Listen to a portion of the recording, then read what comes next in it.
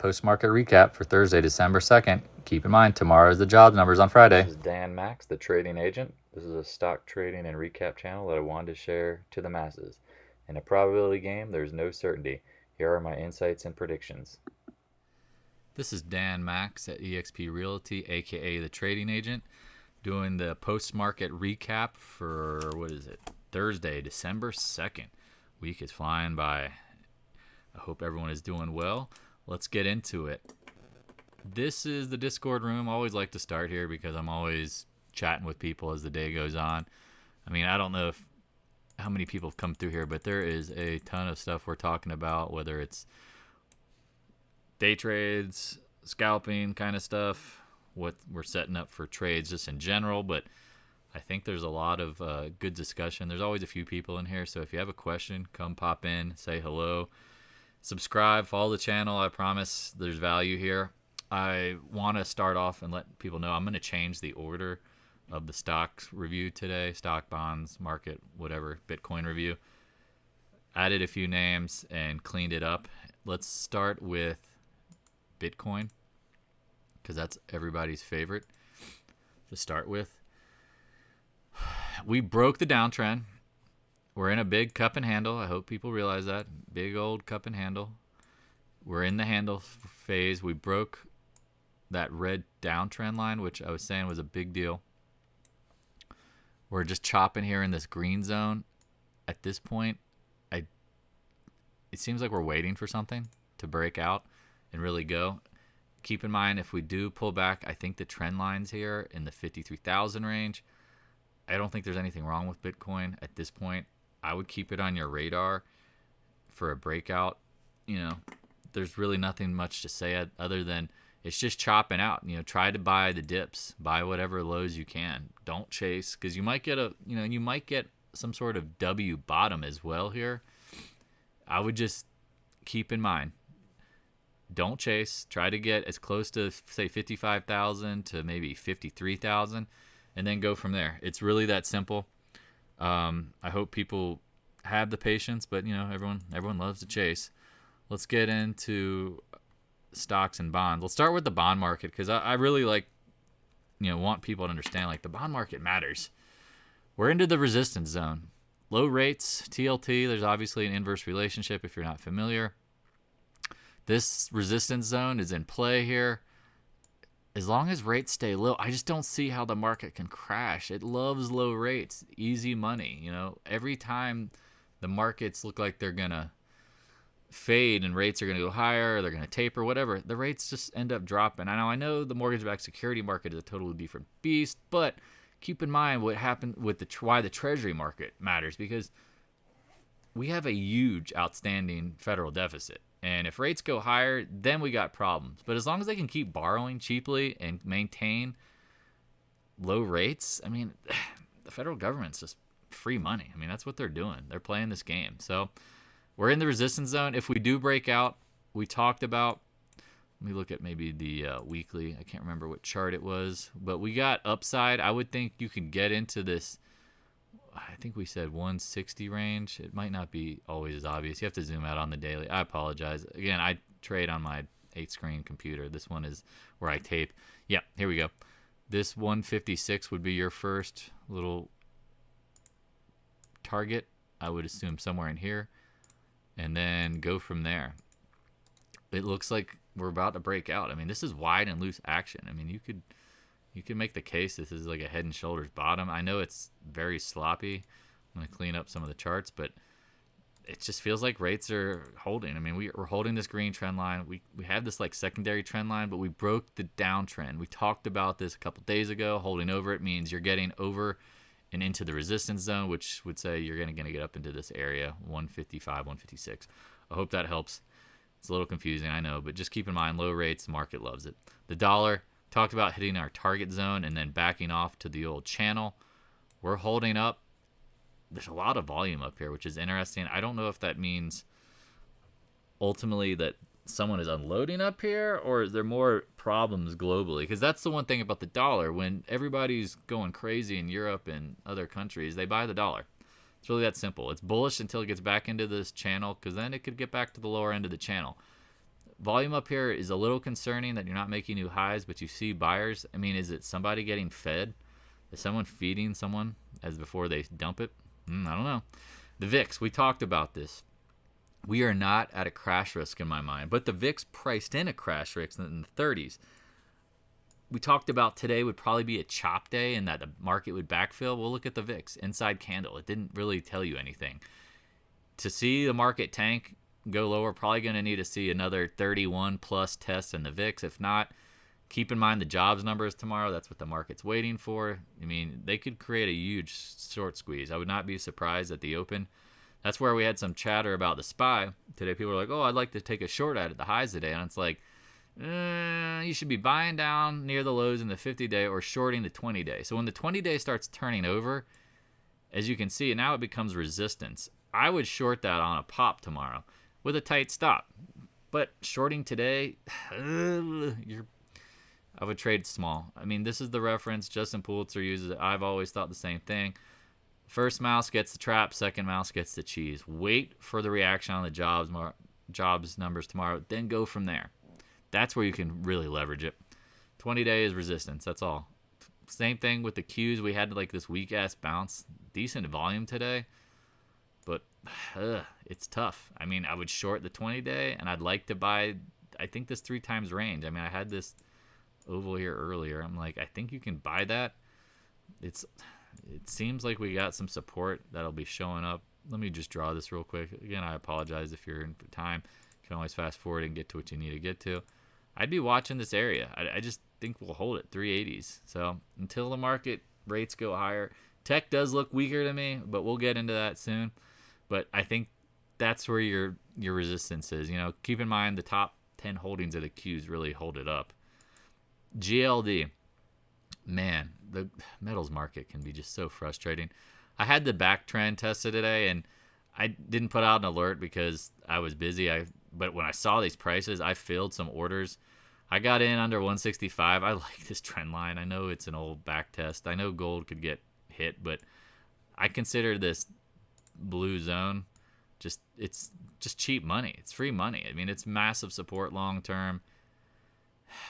You can go back and zoom out. It just seems very obvious that you should be loading down here. People are so frustrated with gold and silver, and it's like, you know, when everybody's getting pissed off, you probably should be buying, and that's what's going on here. You can extrapolate it to this area here. Resistance, support. Gold can be nutty. I mean, that's just where it is. Yeah, the no-brainer gold buy area. On the backup. Yep, that's what I like it. Keep it simple. If you have your stops, don't assume I'm going to be correct all the time. Neither are you. Good old silver. I said anything under 21. Today was interesting with a doji. I could see silver at the open getting smoked tomorrow. But have your stops, have your fill, know where you're at. I mean, I posted the monthly chart. You are in this little blue box is the buy zone. It's either support and resistance. I like it here. Could it go lower? Of course. But, man, if you chase at 28 and now you're not willing to buy it at 20, then you're just always doing the wrong thing. It looks pretty simple to me. I would buy it and just have a stop. That's what I'm doing. I could be wrong. We'll see. I'm not scared to admit it. GDX today was rather interesting. It pulled back, and then as the day went on, it kind of started bouncing back. Not kind of started. It did bounce back. We're into some interesting areas. If you look at the long-term charts on this, you can see pretty obviously, like, that's the IPO range, which is crazy to think it IPO'd in 2006, and we're back testing. We're still below that while gold is much higher. I like this blue zone. I think you can extrapolate it out and make it bigger, because you could say like right here. I know that's a big zone, but this is the monthly chart. You should be thinking for investment purposes. This is good places to buy, because you can see it was resistance there. It was choppy in there. When we got into this, a resistance there, a resistance here. Once we got over it, we've been holding it. I would keep it that simple. Wide and loose is what you should expect. Could we get to this monthly trend line? Yeah, that's always possible. It's down in the 28s, but man, if you're thinking long term, you're salivating at these prices. But if you're thinking short term, you're got a headache like I do at times watching this shit. GDXJ, getting into some areas again. Very, very, very, very cheap. This looks like a head and shoulders. Here's the left shoulder. Here's the head, possibly right shoulder. We talked about these trend lines. It failed, backed off. Keep in mind where we're coming from. I mean, it's pretty funny that gold was, GDX was at 66. Now you're at 40. Does it seem a little oversold? Is this the bottoming pattern? I think so. I really do. But time will tell. I can be wrong. So can you. I would keep an eye on it. Good old AG all over the place. I mean, this thing it's amazing how when you are trading stocks, you have to play the probabilities. Like, you feel like it's going to hold here. We're right back down under 11. I kept saying, hey, I think under 11 looks pretty damn good. But we'll see. I'm biased because I like metals long term, but I know short term they can absolutely get fucking shitstormed, kicked in the teeth, whatever you want to call it. KL, gosh, man, anything down here. It's crazy. Back at 38. Seems so cheap. Big, wide range. What do we talk about? The bigger the ranges, the bigger the choppiness, the larger the potential. Well, if you're stopped out and you're looking for rebuys, hello, Moto. Yeah, we're in. I like KL down in here. I mean, it seems very obvious. Could today have been a bear trap to shake out the last of them? The volume isn't great, but just look at this. You would think like, oh, cascading effect, there'd be a ton of sellers. There's not. Something's going on. Something is going on. Just keep in mind. I like it. Let's pull in the AEM because they're going to be merging. Where is that sucker on here? Oh, do I not even have it? Okay, there it is. Downtrend alert. Big volume yesterday. Pukage. I mean, you can just extrapolate bottom of the channel, screaming by AEM. I mean, I know why Eric was like, hey, can you check on it today? Yeah, that looks there it is. That's why. Let's pull up one that someone else was asking for. My man Silver Cognac, SW. Hold on one second. SBSW. Oh, no wonder I typed it wrong. I apologize. I don't want this video to go too long. Yeah, I mean, you've got a double bottom here. You can see it. Here's your references. Boom. You filled the gap yesterday. I know, or a couple days ago. It doesn't look bad to me. I think, was it Sabine Stillwater? Yeah, I remember this name. I don't pay attention to it a ton, but, hey, everyone's got their own. It's really tough to draw the trend line super tight. I think, yeah, I'm just going to say if you're buying it in the 12 range, you can put a stop on it. I like the risk reward. I don't know why you wouldn't get back up into this 20s plus range. Keep it simple. I mean, draw your fibs. As you see, as we're talking, I'm doing it real quick. You can see what's going on. That fibs line up with, ooh, I like it. When the fibs line up with support resistance, it seems like the algorithms did their job. I like it. 12 with a stop. Buy it. Absolutely. Have a stop, though. Pass. Nice little doji day. Again, look at the volumes on this drop. I mean, it's absolute crap. I mean, I'm very biased with the miners because I think they hold tremendous value long term. But hey, you know what? I traded for 20 years. I've seen how commodities can become the bull market at some point. I like it. 23s. Give it a shot. Steel's interesting today because what do we talk about? That it's back. It filled this gap. It's chopping here. It's a W pattern. Could it get crushed? Yep. But I like these areas. I mean, I like this a lot in the 22s. I liked it a lot here. I think U.S. Steel is still cheap. I mean, do the work for yourself. VALE, Scott favorite. We got over 13 today. Man, this thing was trading at a 3 PE when we were looking at it. Now it's making higher highs. Something's going on. VALE, keep in mind what's going on. Someone's buying these commodity stocks. They're acting well. Let's get into some tech names because I think they're going to be lagging short term or near term, but we'll see. 20-day. AMD, you better hold it. We said this a billion times. This upper channel is the play. If you short, if it can't hold it, you can short it. And so at this point, it looks like a great short. Discord room, I think Josh Dubb shorted it. Nice trade, bro, because that's a winner right there. Apple, this one's funny because no one's talking about this. I literally drew this out. Look at this trend line, upper channel. It hit it yesterday. Why didn't you sell? Sometimes you can't. You hope you get the retest, but what if you don't? Upper trend line, so easy. We said once you break the head and shoulders pattern, you're going to the upper channel. You hit it, trade's over. Good luck. Don't need to do anything. Don't overthink it. Come back. We'll talk later when it's at levels that make sense.